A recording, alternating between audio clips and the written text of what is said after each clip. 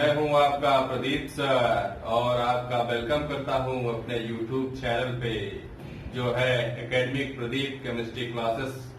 हम यहां पर आपको 12th की केमिस्ट्री का यूनिट 11 पढ़ा रहे हैं जो है अल्कोहल, फिनॉल एंड ईथर। इसमें हम जो टॉपिक कवर कर रहे हैं वो है अल्कोहल।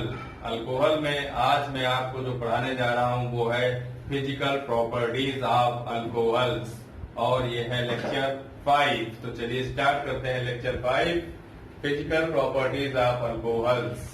तो फिजिकल प्रॉपर्टीज में हम सबसे पहले जो है क्या देखते हैं, नंबर 1 फिजिकल स्टेट देखते हैं। फिजिकल स्टेट्स में अल्कोहल्स की क्या आती है कि alcohols up to 3 carbon colourless liquid, यानी कि अल्कोहल अगर 3 कार्बन तक की है, जैसे जो है मेथेन है, मेथेनॉल है, एथेनॉल है, प्रोपेनॉल है, तो वो कैसा होता है, कलरलेस लिक्विड के फॉर्म में वो उसकी फिजिकल स्टेट जो है हमें देखने को मिलती है। और अगर अप टू 4 to 10 कार्बन यानी कि 4 to 10 कार्बन वाला अल्कोहल कंपाउंड है तो उसकी फिजिकल स्टेट होती है विस्कस या ऑयली। कैसा होगा, विस्कस होगा या कैसा होगा, ऑयली होगा। फिर हम बात कर लेते हैं कि अगर 10 से ऊपर कार्बन है अल्कोहल, मोर देन 10 कार्बन, तो उसकी फिजिकल स्टेट कैसी होगी, यानी कि 10 कार्बन से ऊपर वाले जो कंपाउंड्स होते हैं उनकी फिजिकल स्टेट होती है, कैसी होती है, बैक्सी सॉलिड एट रूम टेम्परेचर, यानी रूम टेम्परेचर को कैसे होते हैं, बैक्स टाइप के होते हैं, बैक्सी सॉलिड टाइप के होते हैं, बैक्सी सॉलिड टाइप के होते हैं। तो आई होप कि आपको जो है फर्स्ट फिजिकल स्टेट क्लियर हो गया। अब हम बात कर लेते हैं ऑर्डर्स की। ऑर्डर्स कैसी होती है, इसमें generally alcohols have a strong smell rather than biting in nature. ठीक है, स्ट्रांग स्मेल होती है रेदर देन कैसी, बाइटिंग इन तीव्र, यानी कि तीक्ष्ण जो है इसकी इन नेचर होता है। फिर एथेनॉल स्लाइटली स्वीट, यानी जो एथेनॉल होता है, एथेनॉल, ठीक है, एथिल अल्कोहल जो होता है उसकी जो है कैसी होती है, स्लाइटली स्वीट स्मेल होती है, फ्रूटी लाइक स्मेल होती है, कैसी होती है, फ्रूटी लाइक स्मेल होती है। तो सेकेंड नंबर भी कवर होगा जिसे हम बोलते हैं ऑर्डर। फिर अब बात करते हैं इम्पोर्टेंट पॉइंट की जो है बॉइलिंग पॉइंट, जिससे क्वेश्चन भी आते हैं। तो बॉइलिंग पॉइंट्स बीपी, यानी कि boiling points of alcohol increase regulatory with the increase in the number of carbon atom, यानी जितने number of carbon atom increase होते जाएंगे वैसे वैसे जो है इसका बीपी यानी कि बॉइलिंग पॉइंट भी इंक्रीज होता चला जाएगा। ठीक है, देखिए मेथेनॉल में 1 कार्बन है, एथेनॉल में 2 कार्बन है, प्रोपेनॉल में 3 कार्बन है। बीपी देखिए मेथेनॉल का जो है 64.5 है और एथेनॉल का 78.3 है और प्रोपेनॉल का 97 है, यानी कि जैसे जैसे नंबर ऑफ कार्बन इंक्रीज हो रहे हैं, ठीक है, वैसे वैसे इनका बीपी क्या हो रहा है, इंक्रीज होता जा रहा है। क्यों इंक्रीज होता जा रहा है, क्योंकि इनका सरफेस एरिया बढ़ता जा रहा है। देखिए इसका सरफेस एरिया इतना, इसका इतना, इसका इतना सरफेस एरिया है। तो सरफेस एरिया बढ़ रहा है तो फिर क्या बढ़ रहा है, नंबर ऑफ कार्बन एटम्स बढ़ रहे हैं, तो इनके बीच में जो वैन डर वाल फोर्सेस लग रहा है वो भी क्या हो रहा है, बढ़ता जा रहा है। ठीक है, देखिए increasing the number of carbon atom increasing the van der Waals forces. ठीक है, तो वैन डर वाल फोर्सेस हम जानते हैं कि जब जो मॉलिक्यूल्स होते हैं उनके बीच में क्या लगता है, वैन डर वाल फोर्स लगता है। तो वैन डर वाल फोर्स, इसको में जो है physical properties of haloalkanes में मैंने आपको अच्छे से समझाया था। तो आप अगर जो है इसको वैन डर वाल फोर्सेस को अच्छे से समझना चाहते हैं तो आप जो है physical property of haloalkanes lecture भी हमारा देख सकते हैं, जिसका लिंक मैं आपको डिस्क्रिप्शन बॉक्स में दे दूंगा। फिर number second, isomeric alcohols are as branching increase the BP decrease, यानी कि जो आइसोमेरिक कंपाउंड होंगे, नंबर ऑफ कार्बन सेम होंगे और उसमें ब्रांच इंक्रीज होगी तो क्या होगा, उनका बीपी जो है वो डिक्रीज करेगा। BP decrease because the decrease in van der Waals forces with decrease in surface area. तो यहाँ पर देखिए बीपी इतना इसका जो है सरफेस एरिया है, ठीक है, और इसका सरफेस एरिया इतना बचा और इसका सरफेस एरिया और कम हो गया, ब्रांच भी इसमें आ गई। तो ये 1 ब्यूटेनॉल है, 2 ब्यूटेनॉल, ये 2 मिथाइल 2 प्रोपेनॉल है।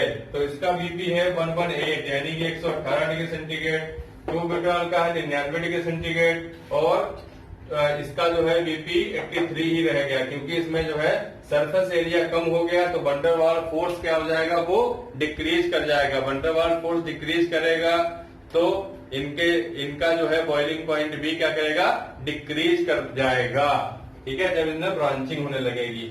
फिर एक बहुत ही कॉमन क्वेश्चन आता है कि the BP of alcohols are higher comparison to other compounds like hydrocarbon, ether and haloalkanes of comparably molecular masses, यानी कि जो इनके करस्पॉन्डिंग कंपाउंड्स होते हैं, जैसे ईथर हो गए, ठीक है, अल्केन हो गए, हेलो अल्केन हो गए, इनके कंपेरिजन में अल्कोहल्स का जो बॉइलिंग पॉइंट होता है वो हाइयर क्यों होता है, ठीक है। अभी मैं बताऊंगा क्यों हायर होता है।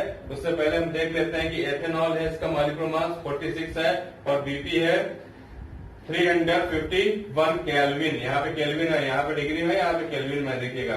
फिर यहाँ पर मेथॉक्सीमेथेन है, इसका जो है मॉलिक्यूलर मास कितना है, 46 है और बीपी इसका 248 है, 248। देखिए यहाँ पे कितना जो है डिफरेंस है, कितना ज्यादा, जबकि मॉलिक्यूलर मास सेम है। फिर यहाँ पर मॉलिक्यूलर मास कितना 44 है और इसका जो है वो कितना है, प्रोपेन है, ये हाइड्रोकार्बन, ठीक है, 231 केल्विन है, यानी कि यहाँ पे कितना ज्यादा डिफरेंस है, ठीक है। मॉलिक्यूलर मास इन दोनों का तो सेम है, इसका जो है नियर अबाउट सेम है, फिर भी बहुत ज्यादा डिफरेंस है। तो मैं अभी आपको जो है यहाँ पे समझाऊंगा कि ऐसा क्यों होता है। तब तक के लिए आप इसको नोट कर लीजिए जल्दी से। मैं बता रहा था कि यहाँ पर जो है अल्कोहल्स जो होता है उसका बॉइलिंग पॉइंट हाइयर क्यों होता है, एथेनॉल और उसका जो करस्पॉन्डिंग कंपाउंड्स होते हैं, जैसे एथेनॉल्स के जैसे हो गए ईथर और इसका जो है अल्केन्स, इनसे जो है हाइयर क्यों होता है। तो इसका एक्सप्लेनेशन ये है, the OH bond of alcohols is higher polar because oxygen is electronegative, यानी कि जो OH बॉन्ड होता है यहाँ पर से OH हाइड्रोक्सिल बॉन्ड जो होता है, इसमें जो ऑक्सीजन है वो हाईली कैसा होता है, इलेक्ट्रोनिगेटिव होता है, हाइड्रोजन से ज्यादा होता है। फिर the oxygen carries the partial negative charge, the hydrogen carries the partial positive charge. तो इसके ऊपर पार्शियली नेगेटिव और इसके ऊपर पार्शियली पॉजिटिव चार्ज आ जाता है। अब यहाँ पे हम इसको इस तरीके से यहाँ पर आर से जोड़ देते थे, यहाँ पे बन जाएगी क्या है, एक अल्कोहल का मॉलिक्यूल्स है। तो the polarity of OH bond gives rise to force of attraction between the partially positive hydrogen in a one alcohol molecule and partially negative oxygen in another alcohol molecules, यानी कि एक molecules तो ये हो गया और दूसरा मॉलिक्यूल्स ये हो गया, ठीक है। तो इसमें भी इसी तरीके से पार्शियली नेगेटिव और पार्शियली पॉजिटिव आएगा। तो अब ये दो मॉलिक्यूल्स हो गए, तो इस हाइड्रोजन के का अट्रैक्शन इस नेगेटिव के बीच में, जो नेगेटिव ऑक्सीजन है और ये पॉजिटिव पार्शियली पॉजिटिव हाइड्रोजन है, इसके बीच में होगा, तो यहाँ पर एक अट्रैक्शन फोर्स डेवलप होगा, ठीक है। तो इनके मॉलिक्यूल्स क्या हो जाएंगे, इनके बीच में एक बॉन्डिंग बनेगी जिसे हम लोग हाइड्रोजन बॉन्ड बोलेंगे। This force of attraction is referred to as hydrogen bonding, the reason that alcohol have higher boiling points, ठीक है। और अगर हमें इनको जो है इस बॉन्ड को तोड़ना है तो हमें हायर एनर्जी देनी होगी, इसीलिए इनका जो बॉइलिंग पॉइंट होता है वो हायर होता है, जबकि इनके जो करस्पॉन्डिंग कंपाउंड्स जैसे हेलो अल्केन्स हो गया, ईथर हो गया और हाइड्रोकार्बन्स अल्केन अल्कीन्स हो गए, इनमें जो है हाइड्रोजन बॉन्डिंग नहीं प्रेजेंट होती है। तो इसलिए अल्कोहल्स के मॉलिक्यूल्स के बीच में जो है क्या होता है, हाइड्रोजन बॉन्डिंग प्रेजेंट होती है, इसलिए इनके क्या हो जाता है, इनका बॉइलिंग पॉइंट जो है वो हाइयर हो जाता है। तो इसको नोट कर लीजिए। फिर आगे में एक प्रॉपर्टी, फिजिकल प्रॉपर्टी सॉल्विलिटी भी आपको जल्दी से डिस्कस कर। नंबर 4 सॉल्विलिटी। तो सॉल्बिलिटी जो अल्कोहल में होती है वो भी जो है हाइड्रोजन बॉन्डिंग के कारण ही होती है। तो यहाँ पर देखिए मैं पहले समझा देता हूँ। जैसे ये एक अल्कोहल ग्रुप है, तो अल्कोहल में जो सॉल्बिलिटी होती है, अल्कोहल वाटर में सॉल्बिल होते हैं, ठीक है, वो किसके कारण होते हैं, वो हाइड्रोजन बॉन्डिंग कारण होते हैं। तो यहाँ पर देखिए ये पार्सली निगेटिव पार्सली पॉजिटिव है। अब ये वाटर का मॉलिक्यूल है, इसमें भी O होता है, इसमें पार्सली पॉजिटिव पार्सली नेगेटिव, इसमें पार्सली पॉजिटिव दो मॉलिक्यूल है। तो ये O के बीच में, ठीक है, तो ये वाला हाइड्रोजन और इसका वाटर का ऑक्सीजन और जो है अल्कोहल का हाइड्रोजन आपस में हाइड्रोजन बॉन्डिंग कर लेंगे, ये H बॉन्ड बना रहा है, ठीक है। और फिर जो ऑक्सीजन होगा अल्कोहल का और इसका जो होगा हाइड्रोजन का जो हाइड्रोजन होगा, ठीक है, यहाँ पर इनके बीच में तो हाइड्रोजन बॉन्डिंग पहले से ही है, ठीक। तो इस तरीके से इसमें क्या होता है, हाइड्रोजन बॉन्डिंग आती है वाटर के बीच में। फिर यहाँ पर हम देख लेते हैं कि जो लोअर अल्कोहल्स होते हैं 1 से लेकर 3 के बाद कम्प्लीटली सॉल्युबल वाटर, यानी कि जो लोअर अल्कोहल होते हैं वो कम्प्लीटली सॉल्युबल होते हैं किसमें, वाटर में, ठीक है। फिर प्रॉब्लम क्या आती है, प्रॉब्लम ये आती है सॉल्युबिलिटी ऑफ अल्कोहल इन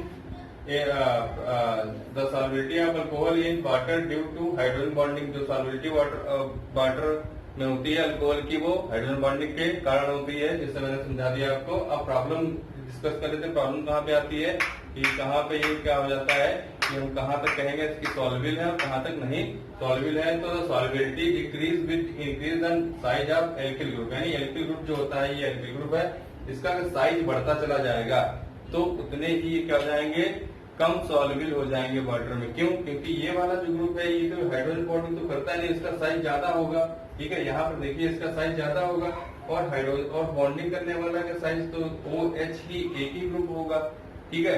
तो ये देखिए वाटर मॉलिक्यूल जिसने हाइड्रोजन बॉन्डिंग बना ली, लेकिन इसका साइज तो ज्यादा है, एल्किल ग्रुप का 3 कार्बन लगे हुए हैं और ये हाइड्रोजन बॉन्डिंग बनाते नहीं है।